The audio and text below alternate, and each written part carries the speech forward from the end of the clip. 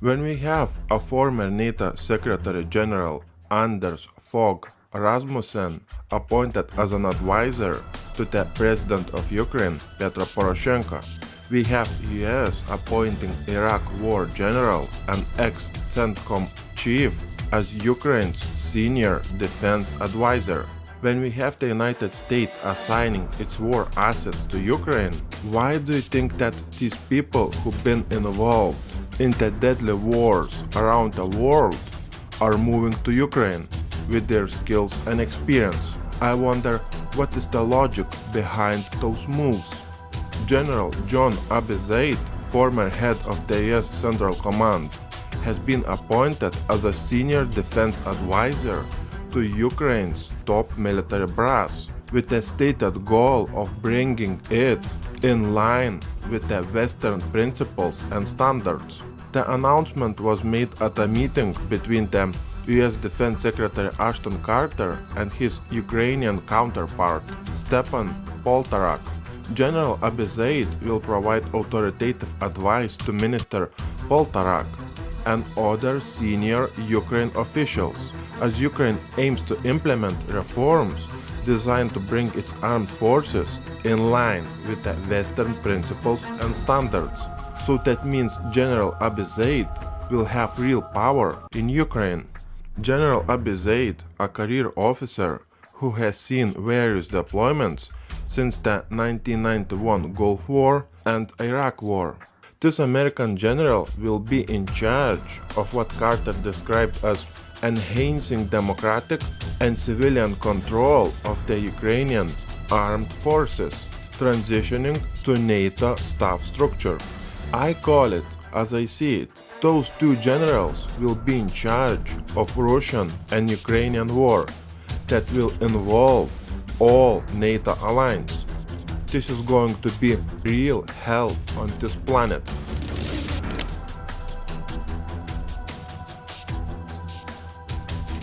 Well, over to Ukraine now, where the President Petro Poroshenko has ordered all military units along the border with Crimea and near to the conflict zone in the Donbas region to be at the highest level of combat readiness. This comes a day after Russia's Federal Security Service reported that it uncovered the Ukrainian intelligence service operating in Crimea.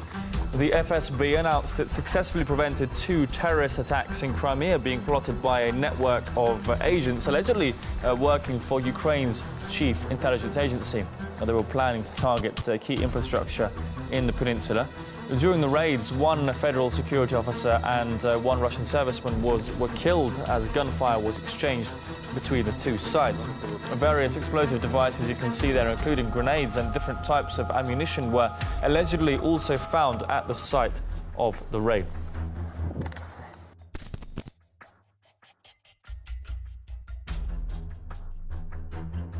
Including the massing of the military forces of Russia along the administrative border with Crimea, along the border with Ukraine, along the separation line in Donbas.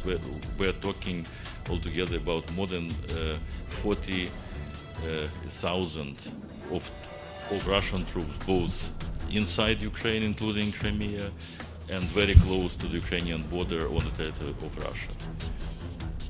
This is not a coincidence. These numbers may reflect some very bad intentions, and this is the last thing we would like to happen. Russian military forces are participating in military drills in 8 locations, near Crimea and very close to the border with Ukraine. Defense officials said that it is not clear whether the massing of Russian armed forces by Moscow is designed to invade Ukraine for not accepting the takeover of Crimea, or the other reason for large Russian military drills. It could be the preparation for the next big conflict. Regardless of the reason, the warning time for Russian action has been greatly reduced. Russian military forces were identified by the officials at 8 locations near the Ukrainian border: Yelnya, Klintsi, Valuyki, Bochugar, Milerovo, Perzhanovsky, and bases called Rostov 1 and Rostov 2. As many as 40,000 Russian troops, including tanks, armored vehicles, and Air Force units, are now positioning along Ukraine's eastern border with Russia. Additionally, large numbers, I am talking about more than 120,000 of Russian military forces, conducted the military exercises just few days ago. The Pentagon officials say those Russian military exercises could be used as a cover for an attack on Ukraine. Russian units will likely practice reinforcing the Crimean Peninsula through such activities as amphibious landings and air defense exercises. This may involve the change of equipment and long convoys of military vehicles. The military exercises of such size is a clear sign that something big is about to take place. Similar, very large-scale Russian exercises were conducted near Ukraine a month before, when Moscow carried out the covert military operation to take over the strategic Black Sea Peninsula in March 2014. Navy Captain Denny Hernandez said that, I quote, "We are extremely concerned about the increased tensions near the boundary between the Crimea and the rest of Ukraine. We urge both sides to avoid provocative steps or rhetoric that could escalate the situation." In my previous video, I showed you that Russia will have over 2,000 military drills this summer, ending in October. 2,000 military drills before October. Is that sound alarming to you? When the dollar collapses and when we start seeing a military coup in Russia this month or next month. Breaking News TV will keep you updated with the real news, where it's becoming increasingly hard to find it on YouTube. You can find all our best videos on Breaking News TV YouTube channel.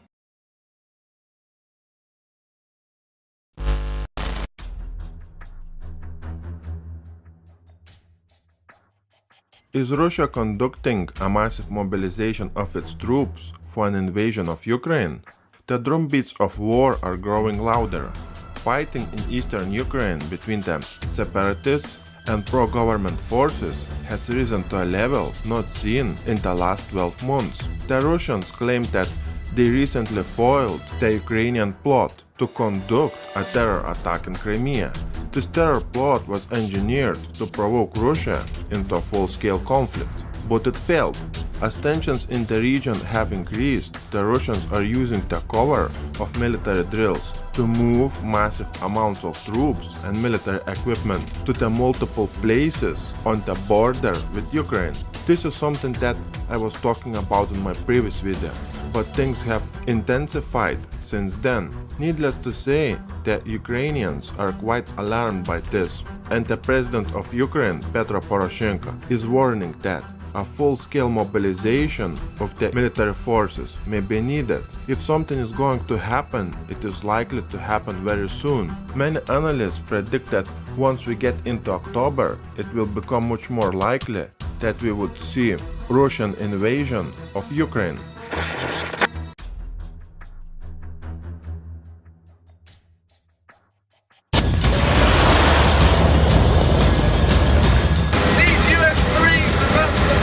First ever amphibious landing from the Black Sea onto the Ukrainian coastline. 15 amphibious assault vehicles packed with both US and Ukrainian Marines secured a beach south of the port city of Odessa before heading inland as part of the annual multinational naval exercise Sea Breeze. This year the US Navy deployed 2 ships, the USS Ross, a guided missile destroyer, and this ship, the USS Whitby Island, which acted as a launching pad for the amphibious operation. The Black Sea is bounded by 6 countries linking southeastern Europe and western Asia. Since the Russian annexation of Crimea in 2014, the security situation here has been very tense at times.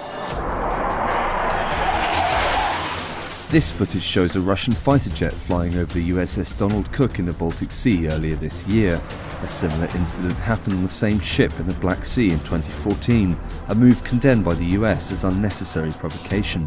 For Exercise Sea Breeze, however, the US Navy experienced no such hostility. I would tell you that our interactions with the Russians so far in the Black Sea have been nothing but professional. We've had them sailing off our beam much of the time in the Black Sea, and nothing but professional. They're out there, we know they're out there. We're not hiding from them. It's sort of hard to hide us. We're large, but we're here and no issues. For Ukraine, a long-standing NATO partner, and the other allies that operate here, the importance of the Black Sea cannot be underestimated. The Black Sea was always the window to the Europe for the all Eastern Slavic community. Now it's for Ukraine. We see the Black Sea again as a place of different political interests are connected. And of course, if a global power like NATO or United States will not take care or have at least some presence in this area, it can be a huge challenge to the whole European security. For the Ukrainian Navy, exercises such as Sea Breeze provide the perfect opportunity to strengthen ties with their partners. Это сближает наши страны, повышает уровень доверия между военнослужащими разных стран мира и стабилизирует безопасность и обстановку в Черноморском регионе. Поэтому для нас это очень важно. Мы можем найти новых друзей, поделиться с кем-то опытом и сблизить наши страны, построить между ними мосты дружбы. It is this continued cooperation and support which was reiterated during the recent NATO summit in Warsaw. While it was recognized that Russia has continued to build up its presence in the Black Sea, the NATO position is to remain purely defensive. When a regional navy meets a navy that, comes from halfway across the globe, that's an exchange of ideas. It's not a matter of escalating towards any event. If you look at the Sea Breeze schedule of events and things we do, these are the same types of interactions and maritime events, air events that we do all over the globe. This year, YouTube has updated its algorithms regarding advertiser-friendly content twice. For us, it simply means that Breaking News TV YouTube channel and many other similar YouTube channels will not get any financial support from YouTube. We are working really hard to report real news to you. Unfortunately, 80% of our videos are not advertiser-friendly. That means we do not get any financial support from YouTube. $1, €1 or £1. It means very little to most of you, but it means a lot to our YouTube channel. Use any debit or credit card to donate $1, €1 or £1 through PayPal. Also, we want to say thank you to you all for your donations. Thank you for supporting Breaking News TV YouTube channel.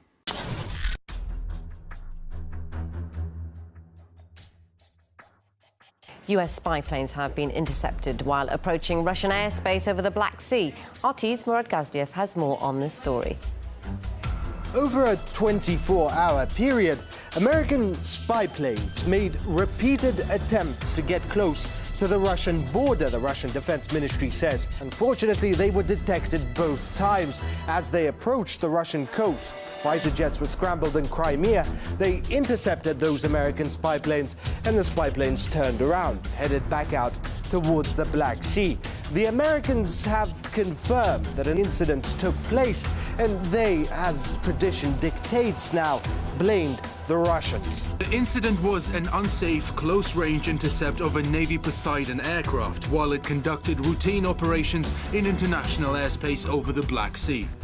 The aircraft we're talking about is the American P-8 Poseidon, a modern, sophisticated maritime aircraft designed to hunt submarines and ships. Its secondary role, though, is electronic surveillance, and these have tried multiple times over the last several weeks to get close to the Russian border. Now, here's, just for reference, a map showing you the Black Sea. The incident happened somewhere here. This is 8,000 kilometers away from the United States and within 100 kilometers of Russia. So the Russians are being accused of being hostile for chasing away a potential adversary from their borders. But what happens when the roles are reversed? The Russian jet has buzzed a U.S. Navy spy plane. We don't know how close precisely, but it's described as dangerously close. It was a very close interaction indeed.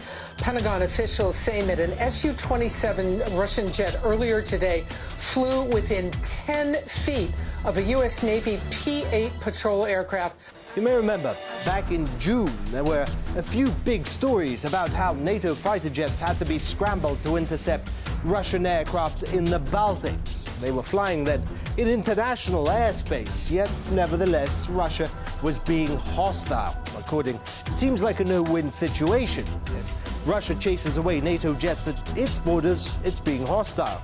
If Russian jets fly next to NATO member states, it's being hostile. The American planes were flying in what the military calls silent mode, with their transponders switched off, which are used to identify aircraft. When turned off, planes remain undetected by radar. Aside from military concerns, passenger flights over the Black Sea were allegedly endangered because of the jets' clandestine maneuvers. As you can see, the Black Sea is a very busy area, and flying with transponders switched off does not let surrounding aircraft know that there's a jet nearby. We discussed the incident with military analysts. It's extremely dangerous, and it's basically a provocation for a hostile act. And I think that the Russian Ministry of Defense should file a formal complaint about that. When an aircraft like that is flying without its transponders, it cannot be identified, and it was only right that Russian jets scrambled to at least identify what the aircraft was. And basically, with the transponder off, it tells me at least that the aircraft was probing, sensing what would light up, what radar systems would light up that would cause that would be alerted, and what defense systems would be would come on as a result in order to identify where they are actually located. And be in that area is almost a provocation in and of itself. You don't see Russian aircraft flying within 100 kilometers of the U.S. border or stationing ships out as we have. Seems to be a policy-driven provocation, something that is geared to produce a reaction that might play into the hands of those in the United States who are looking for conflict. When we do have an exercise of when you want to watch them. So I don't think it's a coincidence.